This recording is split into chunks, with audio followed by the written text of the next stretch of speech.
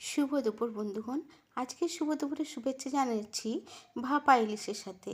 আজকে রান্না করলাম ভাপা ইলিশ। তো কিভাবে রান্না করেছি আমি সেটা একটু দেখো। তোমরা কিভাবে করো সেটা কমেন্ট করে জানাবে।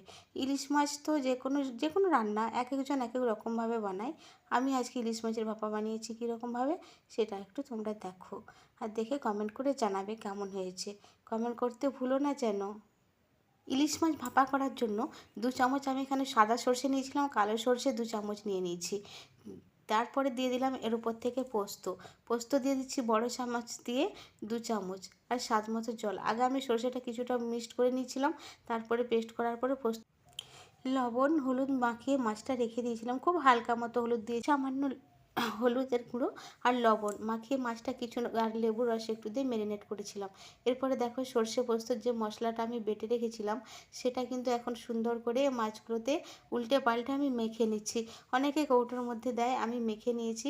মেখে নিয়ে কৌটোর ভেতরে দিয়েছি। দেখো এখানে আমি মাছগুলো দিয়ে দিলাম, তারপরে দিয়ে দিলাম কাঁচা সর্ষের তেল অনেকখানা, লাস্টে দিলাম লঙ্কার গুঁড়ো, কাঁচা লঙ্কা, টমেটো।